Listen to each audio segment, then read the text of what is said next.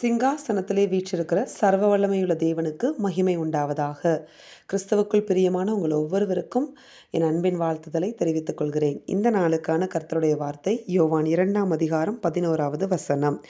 இவ்விதமாக இயேசு இந்த முதலாம் அற்புதத்தை கலிலேயாவிலுள்ள கானா ஊரிலே செய்து தம்முடைய மகிமையை வெளிப்படுத்தினார். அவருடைய சீஷர்கள் அவரிடத்தில் விசுவாசம் வைத்தார்கள். ஆமேன். இன்னைக்கு கர்த்தர் என் கூட பேசின உங்களுக்கு கொடுக்கும்படியாக கொடுத்த ஒரு ரேமா வேர்டு என்ன அப்படின்னு பார்த்தீங்கன்னா, தம்முடைய மகிமையை வெளிப்படுத்தினார். ஆமென். இதுதான் ஒரு ரேமா வேர்டு ஆண்டவர் கொடுத்தார்.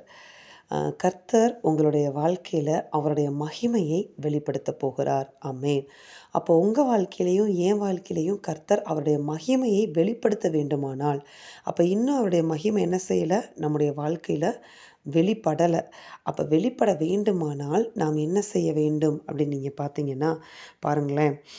2வது வசனம் பாருங்கள். அதில் இயேசுவும் அவருடைய சீஷரும் அந்த கல்யாணத்துக்கு அழைக்கப்பட்டிருந்தார்கள்.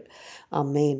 முதலாவதாக அவருடைய மகிமை வெளிப்பட உங்கள் வாழ்க்கையில் எந்த ஏரியாவில் எந்த காரியத்தில் அவருடைய மகிமை வெளிப்பட வேண்டும் என்று நீங்கள் விரும்புகிறீங்களோ அந்த காரியங்கள் மோஸ்ட்லி நான் என்னைய கேட்டால் நான் சொல்லுவேன், உங்கள் வாழ்க்கையிலுக்குள்ளே இருக்க எல்லா சூழ்நிலைகளுக்குள்ளும், எல்லா பாதகமான சூழ்நிலை, சாதகமான சூழ்நிலை, எப்படிப்பட்ட சூழ்நிலைகள், எப்படிப்பட்ட காரியங்களாக இருந்தாலும் அந்த எல்லா காரியங்கள், எல்லா சூழ்நிலைகளையும் நீங்கள் ஆண்டவர் அந்த சூழ்நிலைக்குள்ளே அழைக்கும் போது, அந்த போராட்டம், அந்த பிரச்சனை, அந்த பாடுகள் எதுவாக இருந்தாலும் சரி, கர்த்தரை அந்த சூழ்நிலைகளுக்குள்ளாக, அந்த காரியங்களுக்குள்ளாக, நீங்கள் எல்லா காரியங்களுக்குள்ளாகவும் உங்கள் வாழ்க்கையில் எல்லா ஏரியாக்குள்ளாகவும் கர்த்தரை நீங்கள் அழைக்கும் போது, கர்த்தர் என்ன செய்வார்னா, அழைக்கும் போது அவர் கடந்து வருவார்.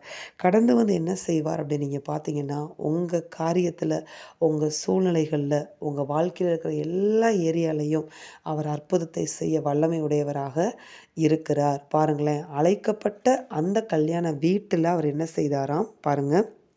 கலிலேயாவில் உள்ள கானா ஊரிலே அந்த அற்புதத்தை செய்து அப்படின்னு சொல்லி போடப்பட்டிருக்கிறது.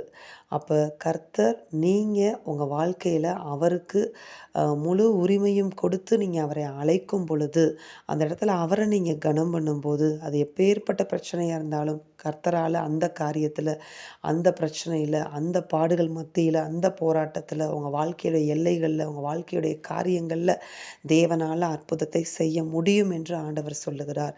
அப்படி அவர் செய்ய போகிற அற்புதங்கள், உங்கள் வாழ்க்கையில் அவர் செய்ய போகிற, உங்கள் வாழ்க்கையில் உள்ள எல்லா ஏரியாக்கள்லையும் அவர் செய்ய போகிற அற்புதங்கள் அவருடைய நாமத்துக்கு மகிமையை கொண்டு வரும்.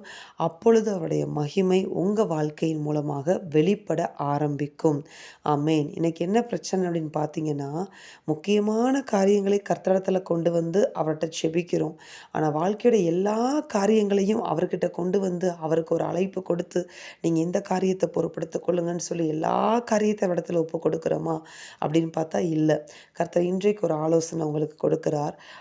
அவர்கிட்ட எல்லா காரியங்களையும் ஒப்பு கொடுங்க. உங்கள் வாழ்க்கையுடைய எல்லா எல்லைகளையும் அவர் கரத்தில் ஒப்பு கொடுங்க. ஒப்பு கொடுத்து அவருக்கு அழைப்பு கொடுங்க. அப்படி அழைப்பு கொடுக்கும் பொழுது கர்த்தர் என்ன செய்வார்னா, அவைகளை அவர் பொறுப்பெடுப்பார். அவர் ஆளுகைக்குள்ள உங்கள் வாழ்க்கையுடைய எல்லா பகுதிகளும் கடந்து வர ஆரம்பிக்கும். எல்லா பிரச்சனைகளும் கடந்து வர ஆரம்பிக்கும். எல்லா போராட்டங்கள் எல்லாம் அவருடைய ஆளுகைக்கு கீழே வந்துடும்.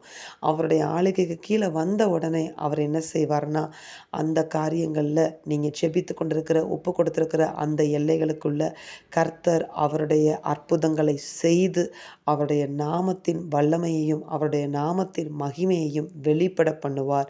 அப்பொழுது உங்கள் வாழ்க்கை மூலமாகவும் என்னுடைய வாழ்க்கை மூலமாகவும் அவருடைய மகிமை வெளியரங்கமாகும். அப்படி வெளியரங்கமாகிறது நிமித்தமாக 2 காரியங்கள் நடக்கும். முதலாவதாக அதை பார்க்கிறது நிமித்தம் முதல்ல உங்களுக்குள்ளேயும் எனக்குள்ளேயும் அவர் மேலே இருக்கிற விசுவாசம் பெருக ஆரம்பிக்கும். ஆமேன். பாருங்களேன், அவருடைய சீஷர்கள் அவரிடத்தில் விசுவாசம் வைத்தார்கள். முதலாவதாக அந்த அற்புதத்தை உணர்கிற, எக்ஸ்பீரியன்ஸ் பண்ணுகிற நம்மளுக்கு அவர் மேலே இருக்கிற விசுவாசம் பெருக ஆரம்பிக்கும்.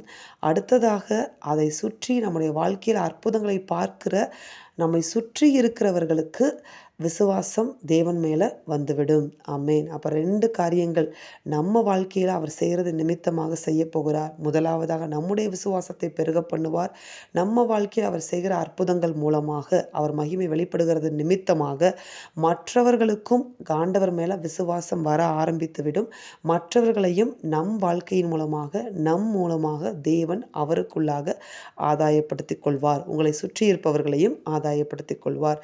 அதற்கு ஆண்டவர் சொல்லுகிற ஒரே ஒரு காரியம், உங்கள் வாழ்க்கையுடைய எல்லா காரியங்களையும் உங்கள் வாழ்க்கையுடைய எல்லா எல்லைகளையும் தேவனிடத்தில் ஒப்பு கொடுங்க. அவருக்கு அழைப்பு கொடுங்க. அவர் உள்ளே வருவார். அவர் ஆளுகை செய்கிறவராக உள்ளே வருவார். அற்புதங்களை செய்வார். அவருடைய நாமத்தின் வல்லமையையும் மகிமையும் உங்கள் வாழ்க்கையின் மூலமாக வெளிப்பட பண்ணுவார். அநேகரை உங்களை கொண்டு ஆதாயப்படுத்திக் கொள்வார். ஆமென். கர்த்தர் இந்த வார்த்தையின் மூலமாக உங்களை ஆசீர்வதிப்பாராக. நாம் செபிப்போம். எங்கள் அன்பின் பரலோக பிதாவே, இந்த வார்த்தையின்படியே நீர் எங்களுக்கு அற்புதங்களை எங்கள் வாழ்க்கையில் எல்லா எல்லைகளிலும் செய்து உம்முடைய மகிமையை வெளிப்பட பண்ணுவீராக. அதன் மூலமாக அநேகருக்கு ஆசீர்வாதமாக எங்களை எடுத்து நீர் பயன்படுத்துவீராக. இயேசுவின் நாமத்தில் செபித்து ஒப்புக் கொடுத்து ஜெயம் எடுக்கிறோம் பிதாவே. ஆமென். இந்த வார்த்தையின்படி இந்த நாளில் தேவன் உங்களை ஆசீர்வதிப்பாராக. ஆமென்.